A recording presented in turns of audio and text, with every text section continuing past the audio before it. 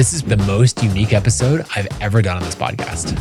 I brought in my speaking coach, Mike Pacchione, back on the show to roast the keynote that I gave at Craft and Commerce. Why did you have that big pause there? I'm not sure. Okay. A lot of people fall into the trap of both hands have to do the same thing.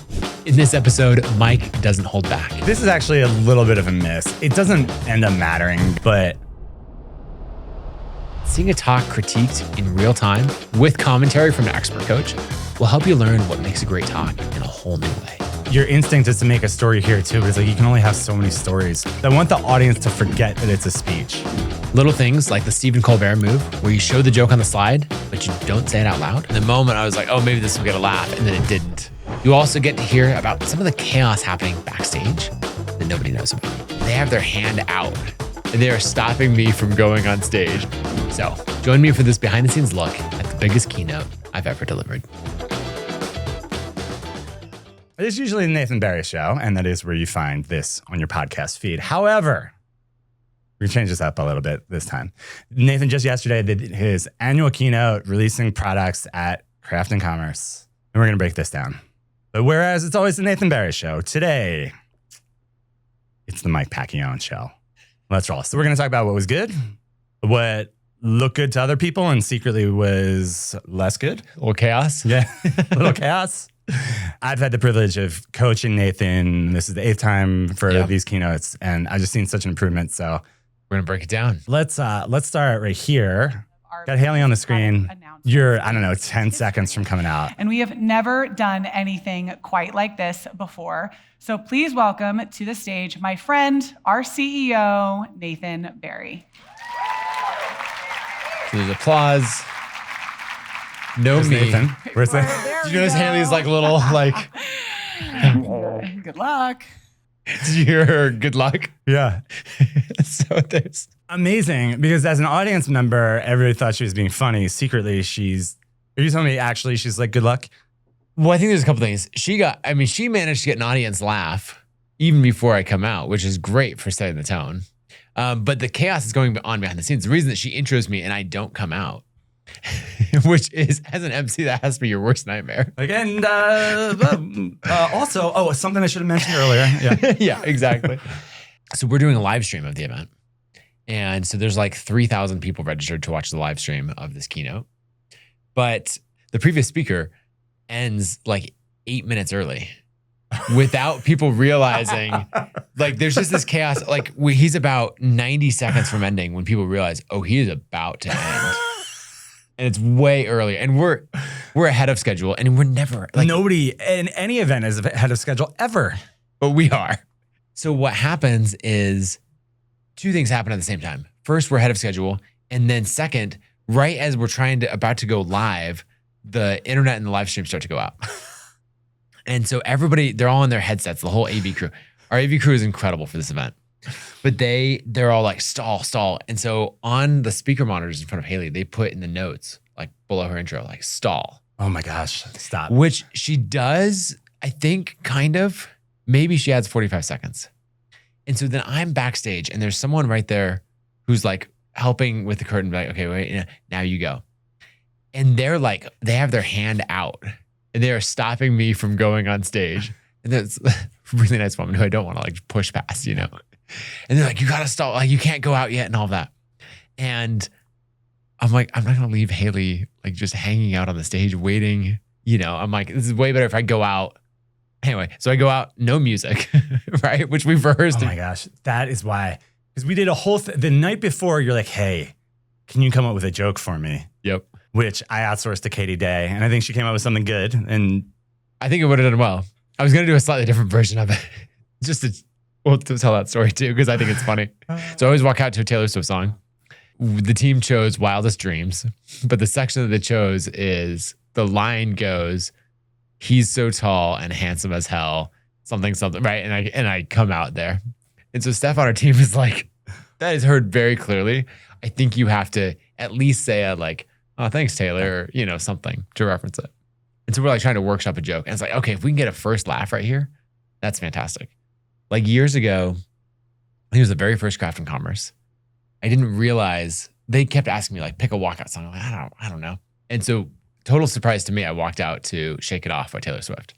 Thanks, Barrett and Alexis for choosing. Wait, like backstage, it was like, they we're gonna knew, play they something? just didn't tell me. Oh, okay. And because they were like, oh, if you can't be bothered to pick a song, then like, we're going to pick a song. Barrett has to turn it into a lesson, of course. Yes, exactly.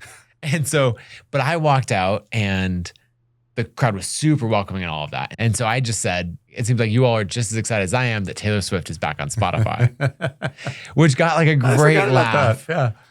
And so I was like, okay, we got to have a similar moment.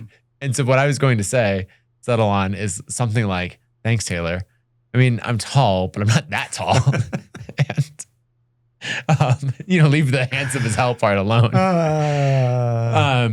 But that didn't even happen. And so I walked out and now I'm like, I still have to stall. So the next like 45 seconds of the video is me just stalling before I start to talk. Good morning, everybody. I wondered. It's so good to see a totally packed house. This is awesome. This is just stalling. Where are my So many slides? Where are faces my that have slides? come Oh, there's no to speaker so notes many up. events that we've There's done. no slides. Like, so even if I wanted to start, I couldn't. Trip out. See that look down at the Should we dive in? Let's do this. Oh, look how dramatic I'm being because I'm comfortable. You ever have those emails that you write? Okay, you can pause it. Okay, actually, here's I don't want this to be Mike teaching, but I will do that here. Do it. Because I was thinking about this. There's something that happened.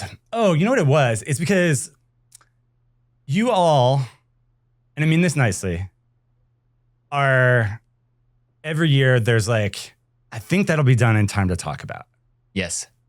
And so what our cycle of working together is usually loosely like 10 days to 2 weeks before I get a loom that's you just saying, I know this is crappy. Yeah. Help me figure out what's good in Yep. this. And then within 7 days, there's like, here's an actual, we'll talk about this. And what do you think of this? And what do you think of this? Because the weird thing is most speakers, you work with them like for a period of time. They nail it. They develop a talk. Yeah. It's tied to the book. They do it for 3 years straight. Yeah. Whereas when you and I work together, we're writing a new talk every time. Right. And you talk every time. And there's no chance that you have 3 weeks to rehearse it. Yeah. So I think we met on Friday. You're delivering this Wednesday. And I think it was Monday. You're like, yeah, this is like 75% new. Like most of it has changed since we talked. Yeah. Which, teach their own, but it's not what I would say is like the advisable thing. Ideal conditions. And what I was thinking about that I think is helpful for people to hear. So there's this Canadian astronaut. Why am I blanking on his name? Chris something. First Canadian astronaut in outer space. And I read his book, which is really good, even though I don't remember his last name. And he's got this concept in there that he's applying to jobs, but it also applies to speeches. The concept is be a zero. And he says, okay, when you're starting a new job, you can be a -1, a 0, or a +1. And obviously nobody wants to be a -1. Everybody wants to be a +1. So what most people do is they try to impress immediately, but then they wind up like skipping steps. And in trying to be a +1, they actually become a -1. So I think the same thing is true for speeches. I also think you can be like a -2 with a speech. So his whole thing is like aim to be a 0, like just aim to get the job done. I think for anybody who, whatever the chaos you feel is, the slides didn't work, the live stream hasn't started because Simon was unnecessarily concise, like whatever that is, in that moment, you need to lose the drive for perfectionism, to be perfect. Just be a 0. Like be okay with being 0 doesn't mean bad. Right. It just means like at least be good. And let's not turn this into a disaster because Nathan can't fake being calm. Well, what's interesting is it ended up being a reset moment for me where I came out and it was like, instead of being freaked out about how like 10 seconds earlier, someone was telling me like, no, you can't go out yet. And I'm like, no, I'm going to. Yeah, and, yeah. People are like, stall. And, it's chaos backstage. And I know that the live stream isn't working. And I know all of this stuff. But instead, like, okay, if I can stall even for 45 seconds or something, it was like this reset moment for me. And so hopefully it came across to the audience of like, oh, it's like you just come out and like, to your point of being a 0, you're just like, I'm here. I'm there. Like I'm present with all of you. I had no idea. And like I guess this wouldn't be -1, but maybe -half would have been, hey, who knows how to pronounce Boise? Who flew in here from the furthest away? Like Right. stuff like that. Doesn't sync the speech, but it kind of tells the audience like, hey, you got a cliche coming. Okay, there's another cliche that I'm curious how it landed for you. We talked about this a little bit on one of our calls. People always say like, "Oh, this is Nathan Steve Jobs moment." Yeah. Right. And like, does he have the sneakers and the turtleneck? Because And I realized that I was falling into like presenter voice and all of that, and I was really trying to get out of that. And I think the thing that I said to you and Katie on one of our calls was like, "Okay, help me get into like what I want to convey is just your friend Nathan. He's a creator. He has written some books like you have. He built a software company for you, and he just kind of wants to sit across from you at the coffee table and be like, hey, here's the things that I made. I'd love to show it to you. Versus, and today, or like whatever else. We are pleased to announce 3 new products. Yeah. Yeah, exactly. But in rehearsal, I kept slipping into like speaker voice. Speaker guy. Yeah. Yeah. How did it land in the talk? I can see a little of what you're saying with the opening story. Mm-hmm. So I think the opening story is I'm going to do the opening story as 2 different parts. So there's the. Do you want to just play it? Yeah, let's play it. Important enough that you write them a week in advance, and you have time to tweak and edit each. So this little part detail. feels a little But speaker they're guy. so important that you don't dare schedule it, because you have to be the one to hit send yourself. But when it actually comes time to hit send, it's not just a matter of like, oh, it's 10 a.m. Let's go hit send. Yeah, that's less You go speaker to guy it, there. Like, that's good. You hover over the send button, and you think, and you wait, and it's like this nervous moment. Because you have no idea what the response is. Wait, why did you have that big pause there? That's just, I don't know what to say. In 2012, I'm not sure. Okay. I was trying to play up the like, It was the Yeah. you don't know what's going to launch happen. of my book, the App Design Handbook. And it went out to my entire email list This part gets a lot better. And there's something that I love that you do up here. of 798 people. 798, is that what you see that? But that stress So was this still specific number So is I- fantastic. there. Hit send. And it's true. And, That was exactly the and there were 2 questions on my mind. First, was anyone going to buy? And second, if I was lucky enough that one of those 798 people was going to buy, how long I would thought you were going have to wait an eternity.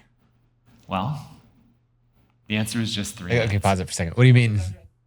Like I thought I have to wait a you have long. 798 people on the list. Like, not everybody's on their email every hour of the Right. day, let alone like, cool, I'll buy this for $179.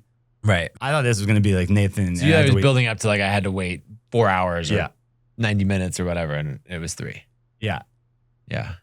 I don't know if that's bad or good, but It was interesting. I mean, in the other episode, we were talking about tension, Yeah. right? I was trying to build a little bit of tension, Yeah. but then I don't know, maybe it released it immediately or. The number of minutes was 3. Well, okay, listen, I can wordsmith it a little bit. So I think, here's what you could do. We could go in your brain even a little bit more, which is like 798 people. Okay, well, I don't know if everybody's in America. So, and I'm in Boise and it's 3:00. So a lot of people are out of work. Right. Like run through that. I might be, I didn't know it, but 3 minutes later, my life was going to change. Yeah. I like that. The downside of these talks is that I never know him again. All right. The first sale came in, and it was for $179 for the full package that honestly I didn't think anyone would buy. I just did it as like a decoy price thing so that the cheaper package that would was look so good. like a better The deal. decoy price thing. But that was That the was first just all sale. ad-libbed. I was so ecstatic. But then I looked at who purchased. And it was a designer at 37 Signals, the legendary product firm. Now, first I'd followed this company and everything they built, and I used their This is products so and I was good. obsessed with them. But second, I had actually applied to work here a year earlier and did not get the job. Which in hindsight, I think it worked out better that I didn't get the job, but Yeah, I unnecessary. had no idea Okay. that someone from I mean, it's not a big 37 deal, Signals but, Right, but- yeah. those 700 No, the script did not have that in there, and But those sales kept rolling in. So first, it was $12,000 in the first day, and then $19,000 in the first week. I kind of loved that it was But there's double something else that zeros surprised me about this. before the whatever It the was first price 2012 was. when everyone was talking about social media, Twitter, Instagram, Facebook, right? That's where all the growth and everything was happening. But when I looked at the numbers and the attribution, email sold more than every other channel combined. Okay, let me ask you a question here, because in the version that I saw, you had. There's 2 more slides there.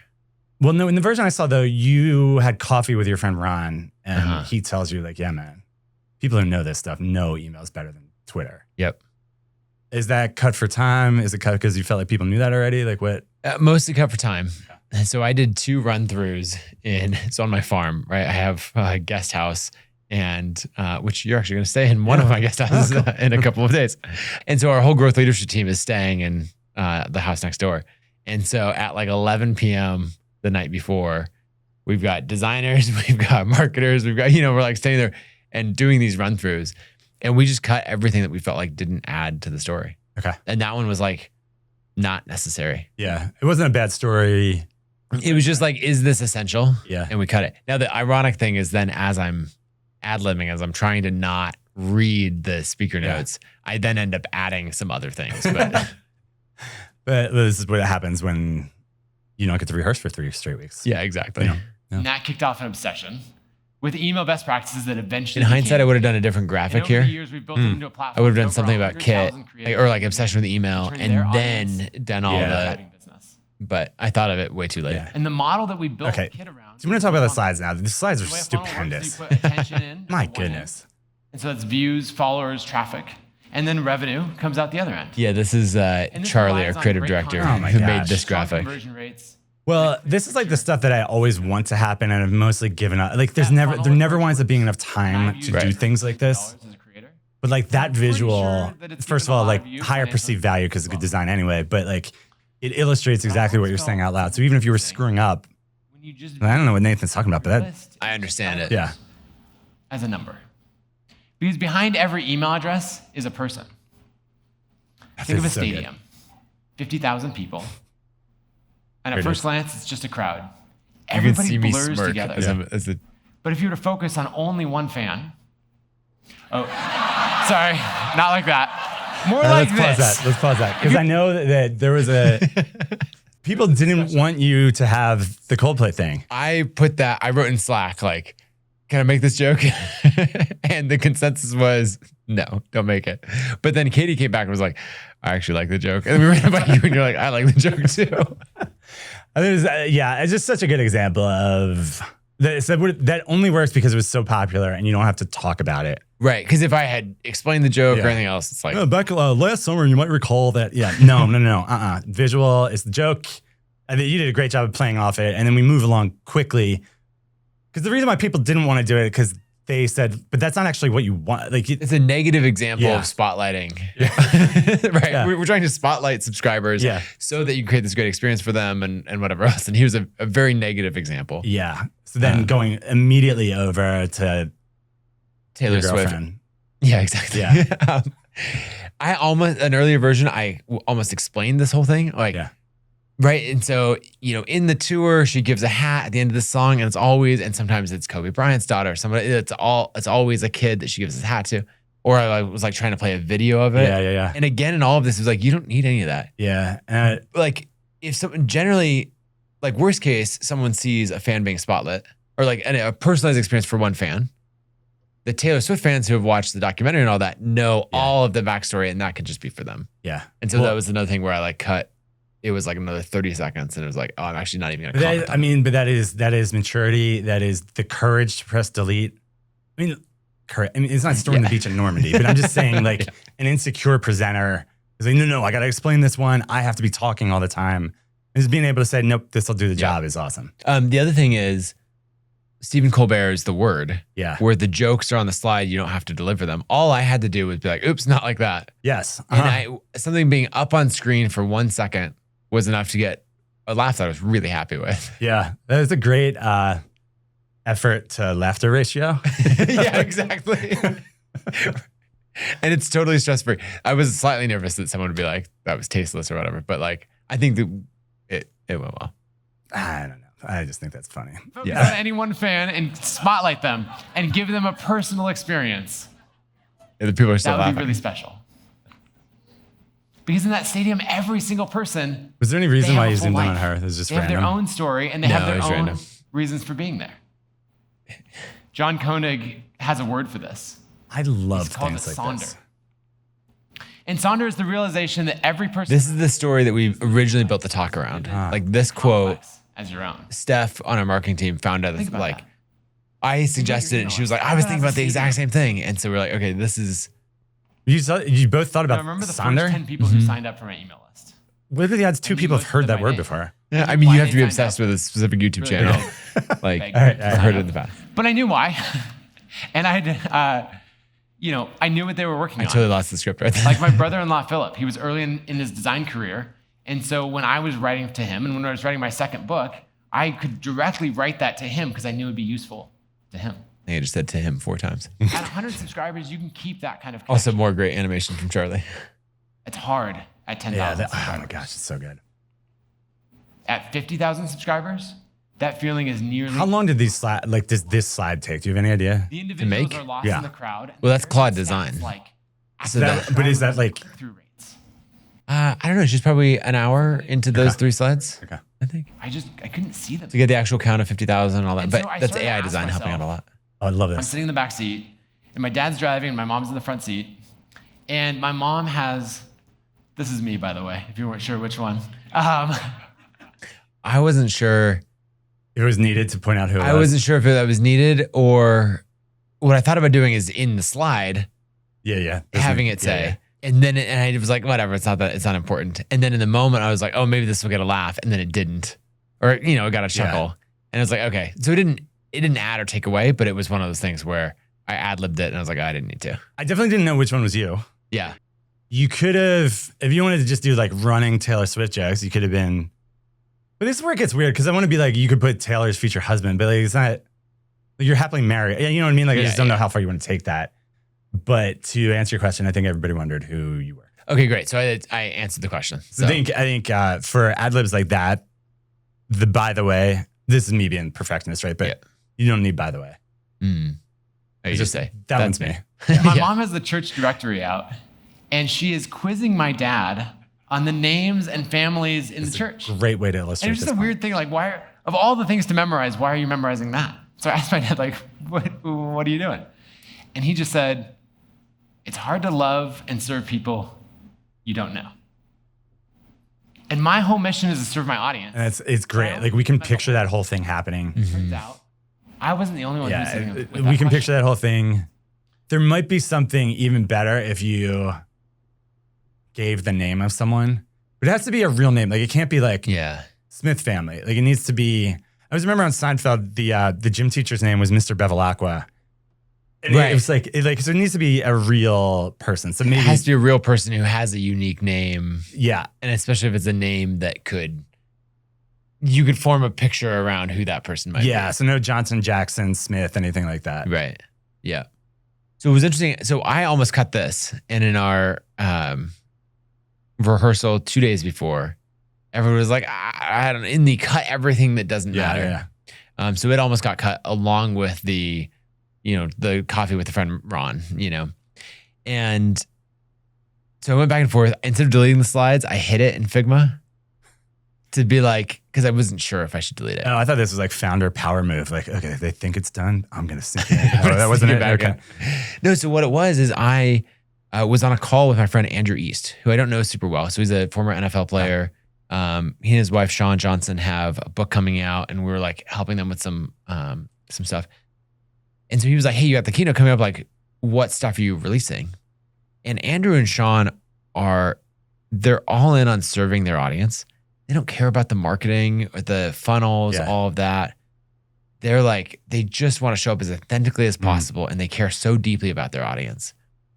And so I knew of, any amount of like, we're building this thing called Signals, and it's going to help you identify the CEOs on your, they don't care. Yeah.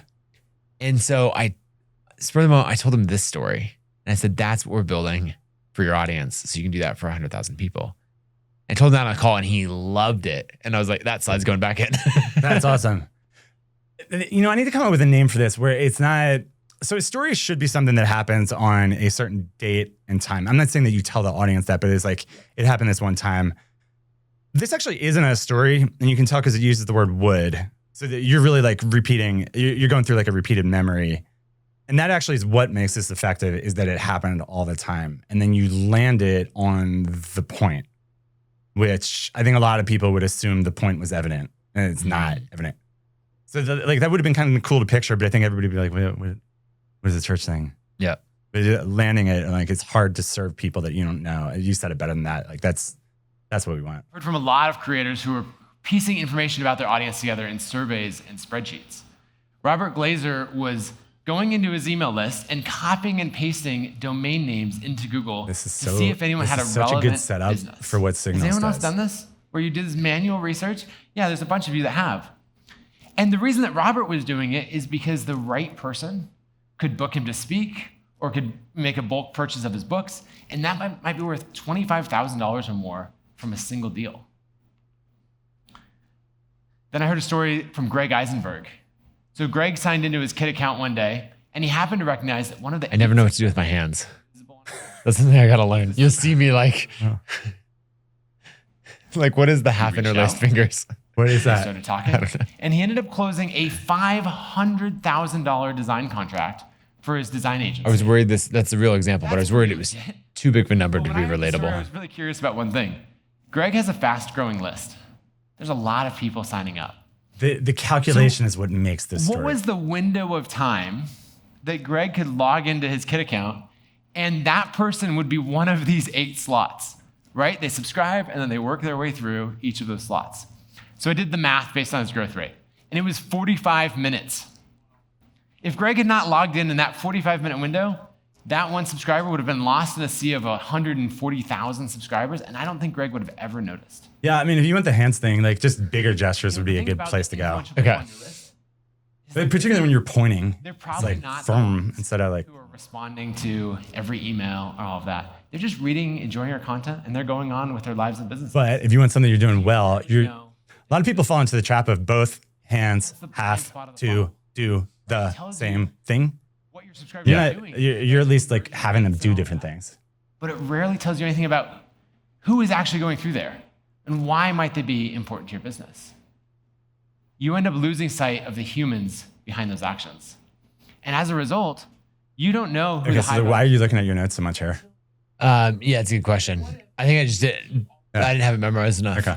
That was one thing where where to stand on the stage. They were telling me the further back you stand on the stage, the less obvious it is. the less it obvious. When I did a full run through that morning, like on the actual stage, and there's a lot of stuff that we're still trying to fix. I realized I knew how to go side to side, gradually working my way forward on the stage. And I was like, how do I back up? And so I just kept getting all the way to the front of the stage. And then I'm like, my notes are straight below me. I'm relying on them a little too much. And so I had to realize. Actually, that's why I went to the screen for the Greg Eisenberg example and walked up all the way up to the screen and pointed right at it because it let me retreat all the way to the back. I can retreat. It's so good. I love that detail. Anyway. And we can know who someone actually is. We can know their background, their social influence, and we can know their purchasing power. And that kind of identity data has been available for a long time, but it's usually locked behind enterprise tools used by big sales teams. And this costs tens of thousands of dollars. This I was worried about getting right. And those aren't the tools And that so are I built for tried creators. too hard to read it. Yeah. But personally, And I I should think have that just creators ad-libbed it. deserve access too. Okay, let me pause here. This is a good teaching thing. I learned this from working with Jenny Wood. Man, I can learn Jenny's, learn She's a lot the from her. best. Okay, so if there's something like that, that's either a tongue twister or you're just not saying the right way, I always would either, a lot of times I would cheat by just writing it as a slide. The thing that I couldn't say, I was like, let me just make it a slide so people can at least read it if I screw it up. Right. Now I have subtitles. Jenny taught me, you just say the thing 30 times in a row. Oh, yeah. Enterprise sales teams can da-da-da. Enterprise sales teams can, she just did da-da-da-da-da. And then I'm watching, and this is this bionic speaking woman. I'm like, oh my gosh, this is a really good idea. Pass this along. Yeah. Shout out, that. Jenny. So we're building a new product that we're adding into Kit, and it's called Subscriber Signals. And it's built specifically for creators. And what it does is it identifies your best subscribers from the beginning. I thought it worked well to keep coming back to the same animation, Yeah. but it being different. We were worried that it wasn't different enough. that's But I not think all it it came is. through. I think it came through. Your audience is made up of people, but all you see is this. Let's change that. Subscriber Signals shows you a clear picture of who your audience really is. And notice the later version of this, the team added subtitles to it. It didn't have that until the day before. And that was smart to do. Are these real people? I know they're deliberately fake people. Next launch. It's my real account Yeah. with everybody swapped out. Because your audience is full of people who could change your business. If you only knew they were there, So there's a demo They already mode know that you. you can toggle in. it's time for you to get to know them. I love what you do here. Thanks, Nathan. Not enough people heard that. That is funny. So this voiceover, I recorded like 8 times. I've recorded it here in the studio in Boise. I've recorded it in New York, and then I've recorded it here in the studio again when they're like, it's still not good enough. And I just thought it was so weird that they wanted me to record the voiceover because it's gonna go on the web, it's gonna go all these places. But I'm like, I'm talking, and then is it AI me that's talking? And then it's me again. And I'm like, this is so awkward. And they're like, just do it, it'll be fine. So I'm like, I gotta make a joke about it. But I couldn't figure out what to say. And so, because I was like, oh, like, oh, that's AI me. But then people are like, no, it's not AI, right? Or like, so I didn't know what to say. And so I was like, I don't know what to do with this. I don't want to record the voiceover. And then Dave, our CRO, was like, no, just say, thanks, Nathan. It's so good. I kind of like it less knowing that Dave gave you the line, but what I'll say is 2017 Nathan would not have felt comfortable doing that. And you are way more comfortable feeling like you deserve to be on the stage and there's not like some script that you have to do exactly right. Yeah. And even with Dave giving you the line, there's a way of doing that where it's not funny. Or there's a way of doing that where it's kind of like, did you guys hear that joke? It was funny. Did you hear that? Right. But just the little throwaways. Yeah. Yeah, I like it. And I saw the data from my own list. We hadn't even built a UI for the product yet. It was just account IDs and follower counts in a spreadsheet. And I saw someone on my list who had 2.4 million followers on LinkedIn. And I thought, wait, who's this? Who on my list has that big of a following on LinkedIn? So I clicked in, and it was Gretchen Rubin, author of The Happiness Project. Someone who sold millions. I do think there you should be like, and and it was Gretchen Here she was. Rubin. On Is she enough of a household name? That's enough of a I household think name. so, right? yeah. Especially this audience. Yeah. And so I emailed her and I said, hey, Gretchen, I'm gonna be in town and I'd love to get lunch. What blew me away is because we'd never spoken before, and she wrote back immediately and she said, yes, I'd love to. I read your newsletter. And I had no idea. The opportunity to meet one of my favorite authors had been on my list for more than 2 years. Side note, in that email, did you actually explain? Says that success depends. No, you were just like, you want to get, I'm in New York or what? I have never told Gretchen how I knew she was on my list. So, hi, Gretchen. I just told The that problem is always been, Until now. until now. that's always been a hidden thing. And that's what Signals fixes. The opportunities were already there. Signals finally makes them visible and gives you everything you need to act on them. Okay, so what timestamp are we at now in the video? We're 12 and a half minutes in. This is something that stressed me out. Whereas like, and granted, we showed what Signals was. We played the video earlier, right? Right. But we still got to 9-10 minutes in before we actually like said it. That I was worried about, or like, did I wait too long to get to any substance? Well, this is the thing. Theoretically, yes, but it wasn't a long 12 minutes. Yeah. So that's the actual thing. Mm-hmm. I mean, it is nice that you had a long speaking spot. Right. but because it didn't feel long, like, as an audience member, I wasn't like, come on, get to the good Right. stuff. Here's what happens. Let me show you inside. So first, Signals is going to show you who your influential subscribers are, what they do for work, where they're based, if they're high earners or not. For my newsletter, we have 850 subscribers who have a significant... I don't know. Should we jump ahead? Yeah, let me just say one thing real quick. Just notice this. When you are looking down at your notes, your voice is not just less loud, also known as soft, but it's less full. Yeah. Yeah, and so you can see the difference. Yeah. Yep. Yeah, and that's the thing where, exactly as you said, like we often finish some of these things that were in here made it in at the very last minute. There's actually a bunch more stuff that we could have released that we didn't because our product team was like, this is too many things to put in. I think that the buildup that we had ended up being really good because we were releasing something that didn't exist before. Yes. Like it wasn't like, oh, here's our version of this. It's like, I felt like we had to even like really set the stage of why you would care. Well, and it's easy to skip over that. And again, when you know about it already, it's easy to forget that the audience doesn't know. Mm-hmm. It's like when 2-3 years ago, whatever you changed from ConvertKit to Kit. Yeah. Remember the original run through, You just like said it real fast. I was like, dude, you're changing the name of the company. Like, you can't just like say it like. And then there has to be build up that lets people know like this is a thing. The thing that I was nervous, too strong word, but the thing I wondered about, thought could be some fuzziness that you avoided with. So signals is a regular word. It's not iPad or something like that, right? So when you have a regular word and you're launching, it's just if someone doesn't pay attention for a half second, it's like, wait, what is it? Is that a traffic signal? Yeah. Like, what is this signal? And you did a really good job of this is the product name. Mm-hmm. This one we debated a lot. It almost got cut. I thought it was helpful. Before, when we ran through it, it didn't have the slides. Let's say I'm teaching a 90-day cohort and we're pricing it at $1,000. It didn't, when I was Like talking through it, the script subscribers, felt super long. say 1,000 This is actually a on use of that. AI. I used AI to then say, hey, I'm gonna I tag need those this in people. 25% less words. Why? And I still had to tweak it a little bit, but That's $114,000 in revenue, and it's a great launch. it didn't work at all With the until we made the animating slides stepping people through it. And I was like, okay, now this isn't too Yeah. long. Said they were This interested. works. So if you think about funnel-based marketing, Well, so that's also like a good slides question for yourself. So one of the things I have people do sometimes is read through your script, highlight anything that feels long. Because that's often a key that a slide can help you be more efficient, Yeah. which it big time was maybe here. weren't that interested, or worse, I almost added like 3 more slides. I just didn't have time to like illustrate some of this better. generic blast is going to drive a few more sales, but it's ultimately going to fall flat. And so with signals-based marketing, we can actually treat each person in their This is something I was really here's trying what to get a difference I between would funnel-based sort those marketing and people signals-based by marketing, follower and I count, don't think I nailed and I that would send as well as I personalized wanted emails to. the top 20. Probably because I don't remember what you're talking about. Yeah. Another segment of everyone who has 10,000 followers or more and an income level above $100,000. Let's say that's 150 people.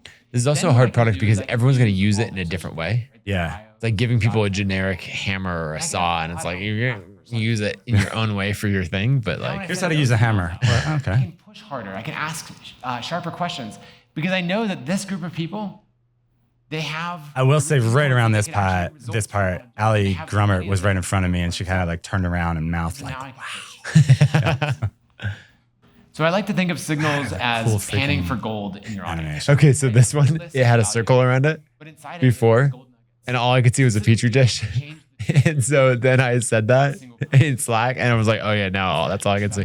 And so Charlie redid it, so it was a spotlight instead of a magnifying. set trends that will make a huge difference. So Terry Rice is already putting this to use.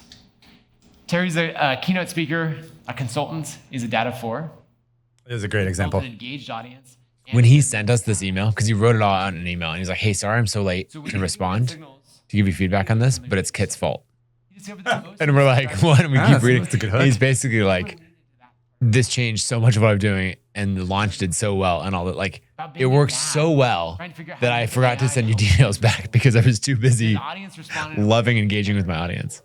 You want a good example of your product regardless, right? But like what works particularly well about this one is He's like, hey, it's unlikely in the sense of it's not something that you would think to he look mentioned it for. once in his Right. newsletter, and the first sale came in. Like demographics or, like Now, my favorite even if you were to part say about this, demographics, it'd Terry be like sent me an email money explaining and it, things like that. is he said that subscriber who bought the first copy, Yeah, households with children. When I looked at all the reports from what we built and the data we got back, I wouldn't have picked that out at all. Like, I was like, I don't know why that's useful, but sure. so that was 4 days. I thought to myself in the moment, like, oh, should I be doing that? Should I be talking about that more? So it's cool as a product user to think like there's something in there. It might not be parenthood, but there's something in there for me that I should Right. talk more about. So when I hear stories like Terry's, it just reinforces something that I've believed for a long time. That building an audience is the single most valuable thing you I should have done a slide for this. Yes. Yeah. And all the value from funnel-based marketing, that's still there. It works incredibly well. Signals just makes that audience twice as valuable. So what you could do in this slide actually is Insights and gives you funnel and signal right next to each other. I'm not 100% confident in that because it might look too similar and people Yeah. like that looks like the same thing. that data is probably really expensive. How much are we going to have to pay for it? This is so good. This is a Nathan Barry has arrived moment. Like I was just this. Nobody else in the audience cares about this, but this sounds again. My whole thing with the speech, even when you're a founder launching a new product, is I want the audience to forget that it's a speech. And most people who are in speaker mode are like, And now you are wondering about cost. And like, what? Like, yeah, we are. But doing it this way sounds more like you're just talking around the dinner table. I was like, now you might be wondering, cool, but it sounds like a lot of money. Like I can hear someone saying it versus speaker mode. And I was, yeah, I mean, that's another place where it's like 2017, Nathan doesn't do this. Yeah. We're going to include it all in our Creator Pro plan, so you don't have to pay anything else on top of this. It's all included. Should have gotten bigger applause. It should have. Do people not know what plan they have? Is that possible? All the It could extra be. enrichment, we're going to get all of that in and bring it for you.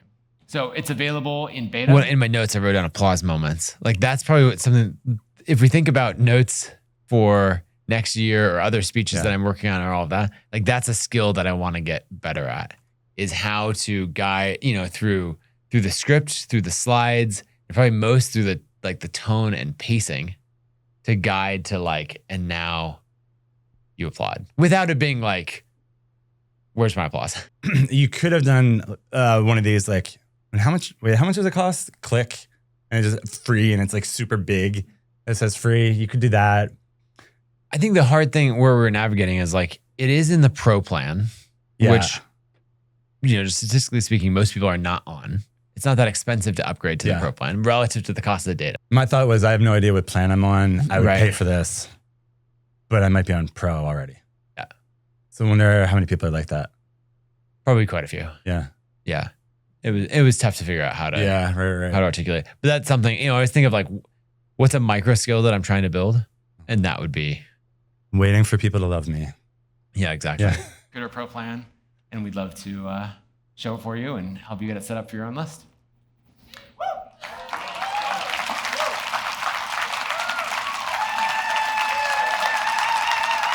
I mean, that's actually some good whooping. That is good. Okay, so you can't do this every time, but I do think one time it is funny to do like It's a understanding how they're Yeah. taking a bow. how long they've been with you, and whether That would, if you were to do it, that would be the moment. Yeah.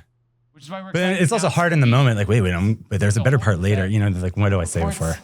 and it's going to help you go really deep on how your audience is engaging over time. I don't know what It's made me beyond laugh right there. sales Maybe cycle. somebody said So let's something. break it down. These reports show you how your subscribers and unsubscribes by source. So we have all the attribution. You can filter by UTM. You can see exactly which channels are bringing in the right people. So let's say you're running LinkedIn or Meta ads, and you want to know, are those people engaging? And how's that different from the people who signed up from organic social? You can see all of that right there. And then if we want to get really nerdy, we've got cohort analysis. So you can see your engaged subscribers week over week. And you can see exactly where the fall off happens or where people get excited and stick around. These things are hard because your instinct is to make a story here too, but it's like you can only have so many stories for. Yep. You can go and tag those subscribers, and you can have that segment flow straight into Kit, ready for an email or an automation. So I've been building Kit for over a decade So that now, and I would have that could have been, that was the conclusion of a feature. we're going Yeah. with some But I really didn't special cue the places audience at all. and Yes, totally. audience data, building deeper connection points in Kit, and finding more ways to put all of these insights to work for you.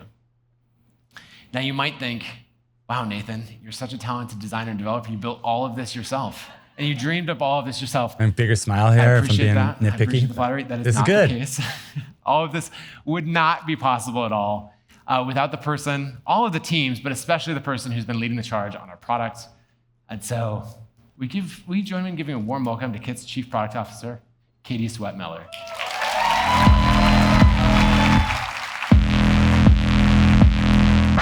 She gets music. Yeah. This is a small but important point. A lot of times people transition from speaker one to speaker two. And I'm like, did they know each other? Right. Because they just, here's the clicker. So you don't need 3 minutes of Katie's backstory, but I do want to know that you know each other and like each other. Yeah. So something that you and I have talked about before is being able to build up a roster of people on the team. Yeah. And so this is Katie's second year taking half the keynote. Mm-hmm. One, for me, it's so much better because the amount of prep and rehearsal that I have to do, I have 20 minutes that I've got to do. Yeah. She has 20 minutes or so. Also, there's this article that Wes Cal wrote called The State Change Method. And she wrote it during COVID. And, because everyone's going to online presentations. Everything that before was interesting and in person, Yeah. all this is like on Zoom and slides, and it's so boring. And so her core point is like, you need a state change every 3 minutes or so. Mm. And a state change can be switching speakers, asking questions, something interactive in the Zoom chat, playing music, starting or stopping screen sharing. Like she just has a whole list of these. Great, She's like, at least every 3 minutes, you got to have one of these if you want to maintain. 3 minutes is aggressive, but okay, sorry, keep going. Yeah. And maybe she says something slightly different, but to keep that. And so in this case, switching speakers got us one of those, right? Yeah. And, because if I was presenting the whole thing, it's just way too long of a presentation. And we ended up, It's hard for you. Like this is the thing that the founder trap is like, I must do it. Nobody articulated it this way. Yeah. But it's, I must do it all. right. And so in this case, being able to build up the team and invest in them and give small opportunities. I think for this venue, 2 speakers is perfect. But I think that's part of why Apple does some of those. They'll do 4 or 5. They'll bring someone out for a little 2-minute demo. And back. That's true. Yeah. A lot of times, several people. That's true. Well, let's dive in to see how she starts it. How awesome was that? Are you guys excited to hear Katie, about just more go. product updates? Okay, so just You would wanna want her to say just dive right in. Signals is one of those moments in my career where I've been like, oh, this is new, this is exciting. Yeah, I wanted to and just we go get right to in. bring it to all of you. But we actually have more. Here's what to I want. share Here's with what I you want today. Katie to do. Again, this is Mike being looking for an A++. What I want Katie to do, she might not actually been able to do. I don't know how the music works behind the scenes, but what I want her to do is to take the clicker from you, and before she gets to the center of the stage, start talking. So it's less of a, I'm now in the center of the stage and I am Katie and I will talk to you now. And it's more like there's momentum.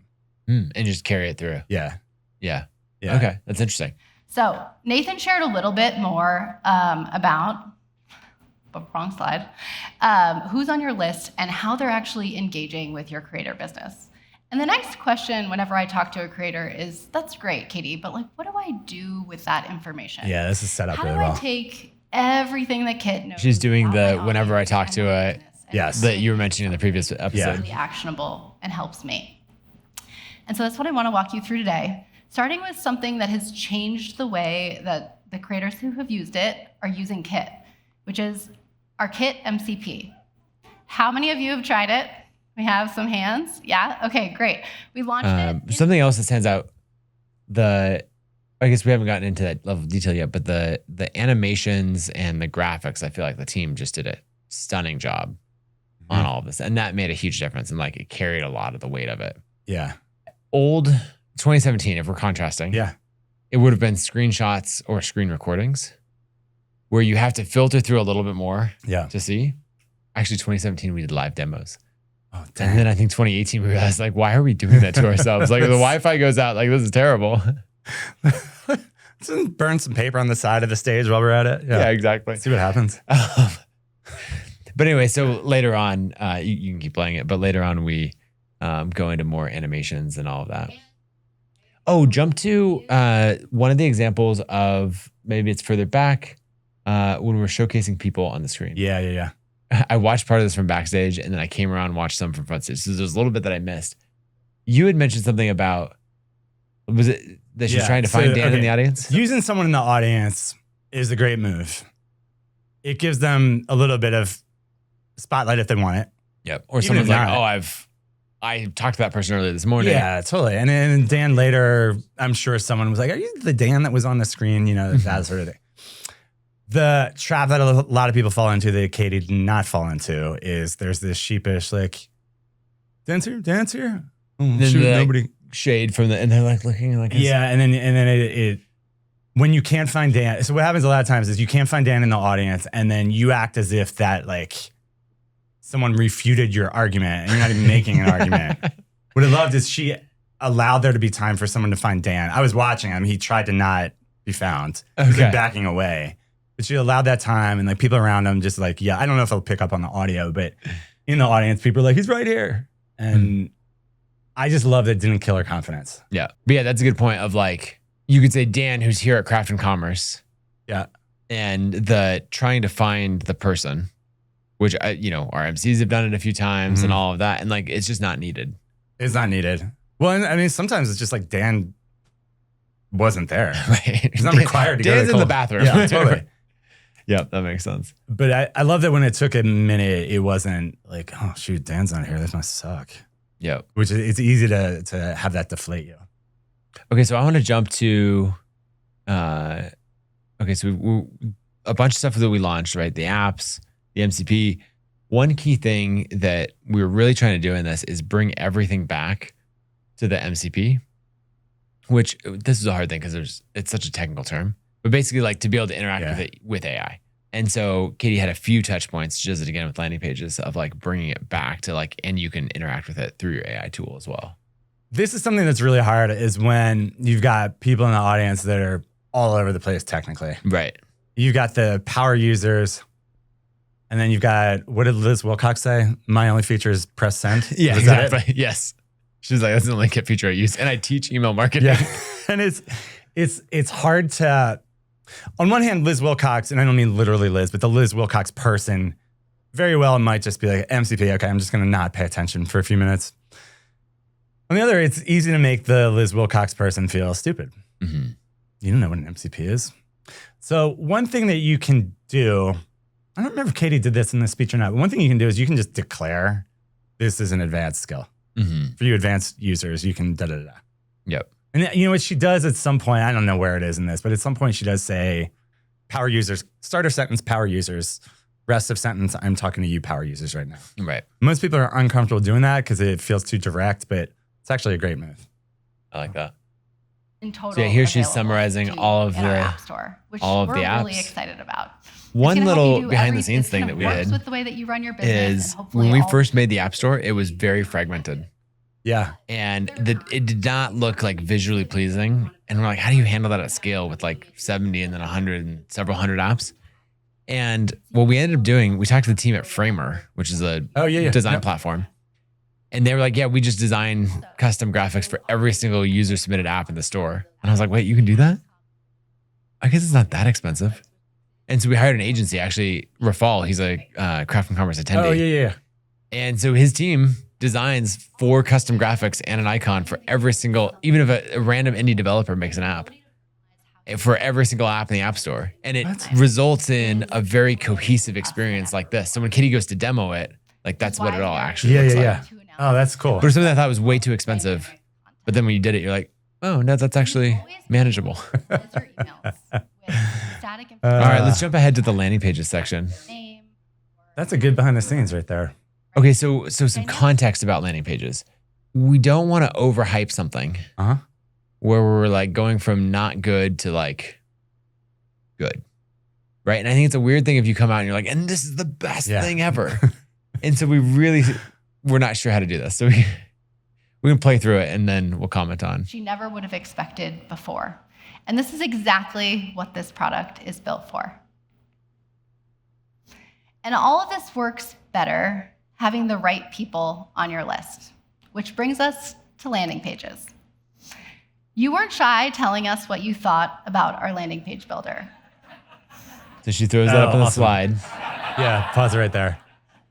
This, again, I don't know, maybe courage is too strong, but it's not easy to just not say words that you were looking at when you're speaking. And it was so much more effective to do it this way. Okay, so let's play it out. She, instead of having it as a slide, she just says out loud, you weren't shy about sharing this with us. Some of you said your landing pages are the worst. Like, that's not funny. Right. It might be mean. Yeah, and it sounds mean. Yeah, in this case, because she also has like this little grin. Like it's just, like it's clearly true that someone said it, but it's a joke and it's meant to be laughed at. And it's also interesting that it didn't get a sharp laugh. It got a rolling laugh. And I was kind of thinking about that of like, oh, people are like reading it and they're laughing at their own. Well, so I don't know I'm not like a neuroscientist or anything, but I've noticed this. Same thing with Tim Urban's TED Talk. There's like a moment where people are like, oh, it's a joke. Like there's this one punchline. It's like, oh, it's a joke. And I think like hearing someone next to you laugh, you're like, wait, there must be something funny. Right. I don't know. I'm psychoanalyzing fractions of a second in my brain, but you're right. Rolling laughter. Okay, keep playing it because there's a... Last year, John Meese, who actually is in the audience today, hey, John, And as a Kit power user, pulled Nathan aside and said, Okay, so pause it. and John, So there's two things I like about this. One, it wasn't a big laugh, but she got a second laugh by saying, and he said, and just put the slide again. But then we got another laugh. And I didn't catch this because I was going right next to John. You were right next I did to not tell him to do this. It was just, greatness, sheer instinct. He yelled out, your landing page is the worst. So then they got another laugh. Oh, it is, gosh. That was so good. you have a point. Our builder was 6 years old, and it did not have the design or visual quality Actually, that can you I do all one more needed. thing?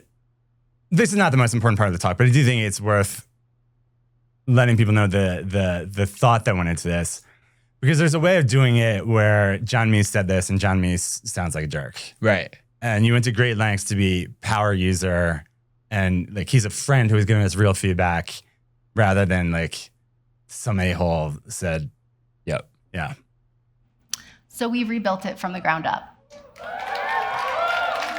This might be the biggest applause In the new of editor, the. you can now completely customize your layout, change That's funny because it's such a felt pain point. fit exactly your It's brand. the single biggest friction point. Yeah. Everything That is people list in the really product. customizable the way that you want it to be. You've got 20 beautiful modern templates to choose from. And whether you're building a lead magnet, a course sales page, or even a launch page, you can build it, customize it, and publish it directly in Kit without needing different tools. You can tell, like, people they're just excited about landing pages. Everyone can start using this new landing page builder today. It's available for you, and whatever you build, we are so excited to see it. But what's even more exciting is where we're taking it next. So when we shared that we were rebuilding landing pages publicly, one of the first things that we heard was, these updates are great, love the templates, but can't you just have AI do that? This one, I couldn't think of the joke. There's a sharper joke to make here that I couldn't quite figure out. But the main thing that we wanted to do is, I always think of like Eminem and 8 Mile. Yeah. Where like, what are all the negative things that someone's going to say about you, about your launch and all of that, right? And in that rap battle, he goes and lists off all of the things that you might say. Yeah, yeah. And now you can't say them about me because I already said them about myself. And so this was an example where we're like, okay, we've made progress, but it's not amazing yet. So what's the thing that it needs to, like, that people are going to look for? And even though it's not quite ready, because it's real code and everything that's about to be demoed, that part is just not 100% live yet, because that was like the alpha version was finished on the Friday before. But that was one thing where we're like, okay, we have to address, and Catherine Lavery is a good friend, and but we have to address like the actual thing and give the full moment to be like, okay, it's turning into what everyone's going to expect. Got it. Okay, that's cool. That's good to know. So this is a part of the talk that we're really trying to nail. And so what we feel like is, over the last 2 years, we've been playing a different game than everybody else, because we've been building towards an app store being connected data, like the relationship between your subscribers and you is the most important thing. And here's how everything is integrated together, and it's all AI first, and how the creator network, all of this stuff, whereas everyone else is just like, here's some features. And so this was our attempt at articulating that. And I'm not sure how much of it landed. I don't think you emphasized that you're playing a different game. Yeah. Because it felt too on the nose to say it. Yeah, that's an interesting one. I mean, the only time I can remember you really talking about other companies was several years ago. And you were kind of like looking at all the... Where everyone's moving away from the creator economy, and we're doubling down on creators. Yeah. Yeah, I think that's the only time I've done it. What felt bad about it? I'm not saying you made the wrong decision, just what felt bad about it? I think I just couldn't figure out the phrasing to do it. But this is something I think that you'll hear us talk about a lot more in the future as we sort of get all this out there and then build on it. Thank you.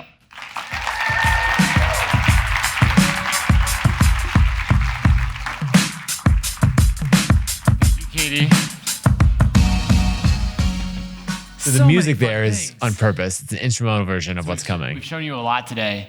A lot of AI, a lot of automation, and Huge win for the Knicks showing the you a lot night of before. Can't technology. plan that. It does more things for That's you. right. That's where the whole world is moving, and it's really exciting. But the more powerful that technology gets, the more we want to be deliberate and intentional about the other side of it. And that's real human connection, community, right? Being Yeah, are you like in a tired of room using your like hands at this point? Like this is with like people who share the same values as you. No, I mean, I've been off stage for 20 And minutes. this is something that it's easy to say. Everybody says community matters, relationships matters. But this is something that we are actively investing in. And so that is why I'm really excited to share with you our next community feature. And this is that actually a little bit of a miss. It doesn't end up mattering because it's such a killer announcement, but I'm gonna overdo it right now. Yeah. But this would be a place for our next big like that. bring up the energy. Yeah, that crescendo. Yeah. Yeah. And so what the other thing I'm doing right now is I'm in the middle of the screen. And so I'm walking off to the side. Yeah. This is a classic. Right. Yeah. So your brain is somewhere else. You're like, I gotta get off. I I move off Yeah. to the side as the video plays.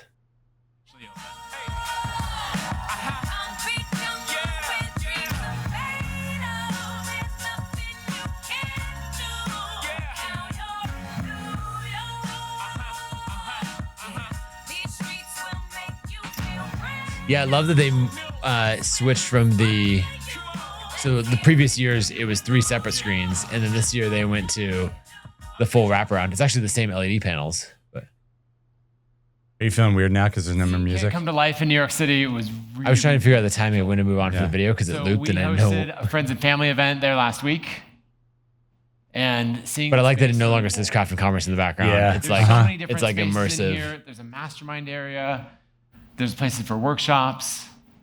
There are 6 video recording studios, all with different sets and scenes that you can use. Do they have all Taylor for Swift different names types like of these? content. Yeah, they do. There's something new we're trying out. This one which is called Blank our Space. Immersive recording studio, where it's actually a TV as the backdrop. This one before the And, lighting in the real Here's studio is Daniel, actually our slightly studio better. coordinator, trying out Really? the beach, Yeah. his Brooklyn apartment, all of that. There's a bookcase that folds down into a stage because it's New York City and you gotta, make the best use of space. Where we hosted live podcasts.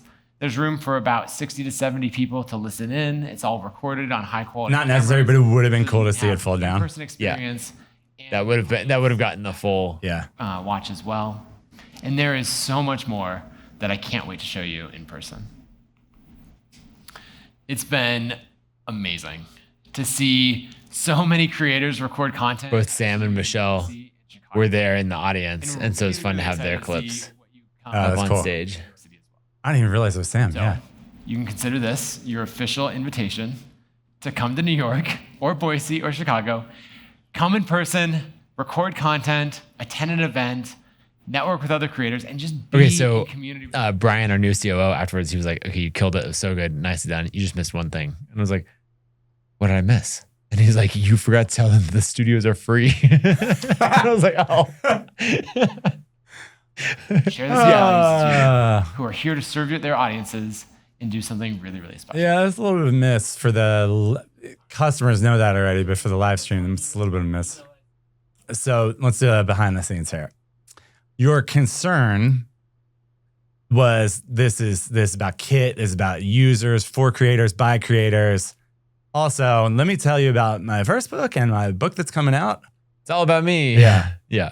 So unpack that. Yeah, we went back and forth on it.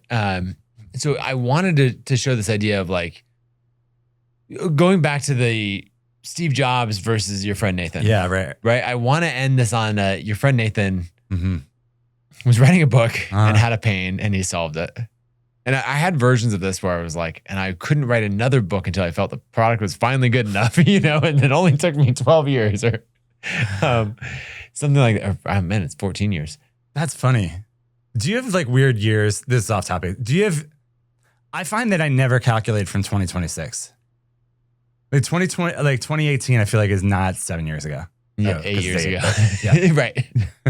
Yeah, no, it's it's weird to do the math on it. And now the number is getting so big. Like, we've been at this for a long time. Yeah, I didn't want it to feel like it was all about me. Mm-hmm. And I definitely didn't want to make it feel like a pitch for my new book. Yeah. And so I was trying to walk this line of, hey, I built this product for you and I built it for me as well.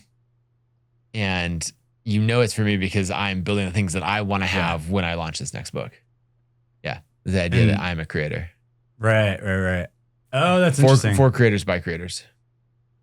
That's interesting. That would have been an interesting way to go. I didn't think about it. 798 subscribers hovering over the send button. And that started my obsession with email marketing and earning a living as a creator. 119 days after hitting send, I wrote the first line of code for Kit, which was my attempt to codify all the email marketing best practices that I learned into a product. And our ethos has always been for creators by creators. Maybe that's a helpful side to have, but I guess there's like so much happening. Maybe not. Only took a decade. That's cool. It's called The Ladders of Wealth. Thank you. And my email list is a lot bigger now. I have a whole team behind me. And yet, I think I'll probably still hover over that send button, just as nervous as I did a decade ago. Some things just don't change. I didn't deliver that line as naturally as I wanted to. It is going to be different. I'm doing this like a launch line. with everything that I showed you today. So I've got signals to find the right partners, the right people to help me host launches in each city. You feel a little like right tired here, honestly. To go on. I've got landing pages to bring new people into my audience. I've got the MCP to help me act on all of it. So I think the best version of this, by the way, this is my dream. I think the best version of this in terms of gestures is, so in general, just bigger gestures I think would help you with energy too. It's always weird to talk about like hands and stuff, but I think the best version of this as it relates to gestures is thing one, hand down, thing two. I mean, less robotic than I'm making it, but like I've got the da-da-da, I've got the team to help me, I've got and it's like a little bit faster, both in terms faster of and bigger. Yeah. So my last book launch was on MailChimp. I didn't get to see who was on my list. I didn't get to understand how they were engaging. I wrote emails, I hit send, and I hoped. And this time I have everything that I need to do it right on Kit. So for the last decade, we've been learning from you. Your feedback, your creativity, and your ambition are all over this product. I didn't say your Kit fingerprints. for you. I We built skipped it with that you. accidentally. And it's not just about using software. You all are part of a creator network and a community that helps each other grow. So in just a second, I'm going to wrap up. You're going to applaud. It'd be weird if you didn't. it was well delivered. You got there. But as I do that, I want you to know one thing. Behind the scenes, we're all cheering for you. The Kit team is cheering for you. This community is cheering for you. And we cannot wait to see what you build next. Thank you so much. Okay, so some context, like that closing slide, that's all what you wrote. Yeah. And it worked really well. I thought it was good for one laugh. It was good for two right there. Yeah. Right? Because when you said, because you're going to applaud, like that got a laugh. That was good. And then, I was happy with the delivery on that one because I waited just long enough. Yeah. And then it was an aside of like, it'd be weird if you didn't. Yeah. And that got the second laugh. So that worked really well. It was like, I feel like that was a good example of perfectly walking the line between, and I can say this because you wrote that. Yeah. Between a serious, heartfelt moment. Yeah. Which can drag on too long if you let them, and like punctuating it with like, we don't take ourselves too seriously. Yeah. And this is still fun. And because and I hadn't thought about it in that way, but yeah, we don't take ourselves too seriously. It's also why John Meese can tell you that the landing pages are the worst. Right. And why you accept feedback and why people love this brand. Yeah. Oh. That's a lot of fun. I'm curious. Well, I'm curious two things. So you walk off 10 seconds from now. Are you like, oh, thank God that's over? How are you feeling? I felt great. Okay. Other than the beginning, the chaos at the very beginning, and knowing that the live stream didn't. But I had actually processed all of that when Katie was on stage. Yeah. Right. You got to break. And so I was really excited. We had spent extra time on the New York moment, like figuring out, okay, Empire State of Mind. We're gonna, like the song, realizing, we can do the full takeover. And so I felt like, okay, that worked really well. And I honestly liked having the closure of just coming on for a few minutes and closing it out. Rather than I didn't have the same feeling of coming off of a big talk. Yeah. Which also, to your point earlier, I needed to reset my energy because I could have been I think I hyped up before the talk, but not again. Like when I came back out. Oh man, yeah, that's hard. That's like a starting pitcher, and then like the team scores a bunch of runs, and you're like, but I want to pitch again. Like it's like a long inning, and you're like, like my energy's gone. Yeah. Oh, that's interesting. But I was very happy with how it turned out. So right after this, we go to a break. I mean, one of the things that's hard about a speaker is you want every single speech to change every single person's life. And we go to a break, and from the audience's standpoint, just the sheer math of it, we've been in the room for 90 minutes now, or close to it. Yeah, between intros, Simon's speech, and then this one. Yeah, and that's like the absolute limit that people should be doing, where people should go without a break. So I don't know if you were literally like this, but a lot of people want to walk off the stage, and then you're picturing 800 people waiting to talk to you. Did you, well, first of all, did you come out of the green room, or did you just like stay back there? I think I stayed back for a couple minutes, but then came out because it was into a break. So I just started talking to people. Yeah, you did start talking to people. So like, what are some of the things you're hearing afterwards? Yeah, people were really excited. I'm always surprised at how many people come to Craft and Commerce who aren't customers. I find that strange, but it's cool. It's great. Yeah. I think it's like fully 30% of attendees, which means we put on a great event. I did hear one person next to me, and not John, obviously. A lot of John Me shout outs here, but there was someone in our area who muttered, he's like, I'm going to have to go back to Kit. So I heard a lot of that, I got to upgrade to Pro. And so I was like, okay, this is working. I would always ask the team or ask people, hey, for, like what resonated the most? And I would say like the team who built it, I want to be able to tell them what resonated. And I heard signals the most and then landing pages.